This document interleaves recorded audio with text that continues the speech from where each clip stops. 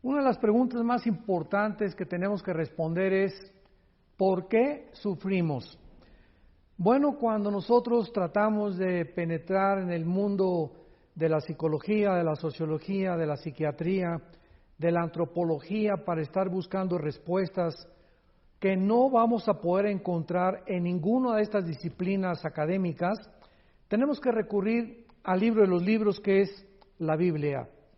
La Biblia nos muestra claramente que cuando Dios creó el universo, lo creó con la libertad o el libre albedrío en el que todas sus criaturas iban a funcionar.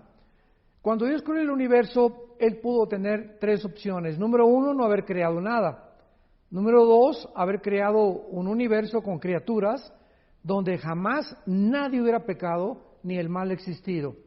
Y en tercer lugar, la Biblia dice que en la sabiduría y en la soberanía de Dios, que es lógico que sea mucho, mucho más profunda y extensa, más alta que los cielos de nuestros pensamientos y nuestros razonamientos, Él decidió crear criaturas con la libertad de libre albedrío.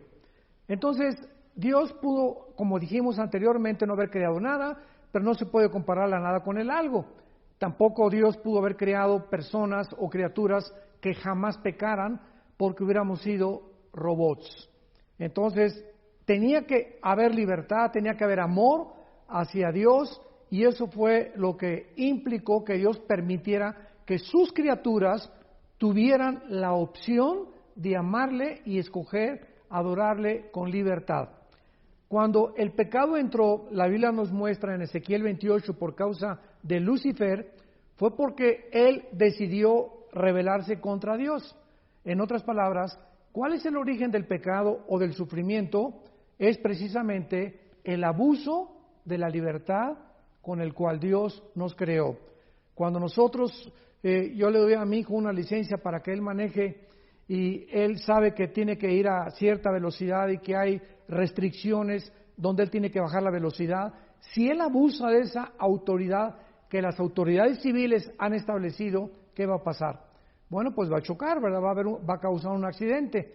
Pues de la misma manera no se le puede culpar al padre que le prestó el carro al hijo porque él asumió esa libertad bajo su responsabilidad. Entonces, todo el sufrimiento que actualmente vemos en el mundo es el resultado precisamente de ese abuso, de esa libertad que Dios nos adjudicó y nos permitió que tuviéramos para que pudiéramos verdaderamente algún día ser juzgados. Entonces, es lógico que todos los seres humanos fuimos creados como agentes morales responsables de nuestras acciones. Tú y yo vamos a ser juzgados algún día por estas decisiones que tomamos, porque toda consecuencia es para bien o para mal.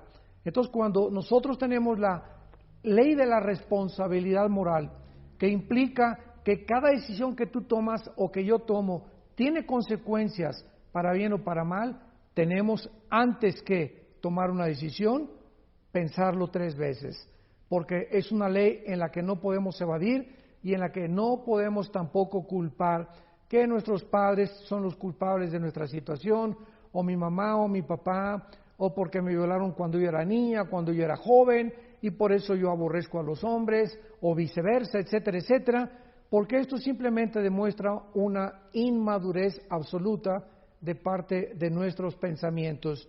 Cuando nosotros llegamos al punto donde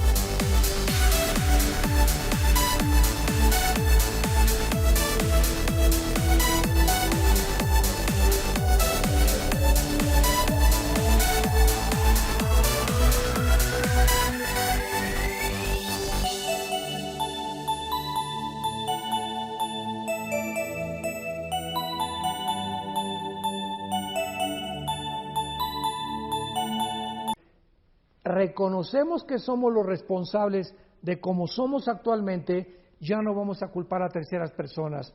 Bueno, esto es la causa del sufrimiento moral, pero también hay otra causa de otro sufrimiento que es el que nosotros mismos nos causamos. ¿Cuál es este sufrimiento? Bueno, si tú tomas una decisión de casarte con una persona equivocada, vas a sufrir. No le eches la culpa a Dios del sufrimiento que estás atravesando en tu matrimonio actual.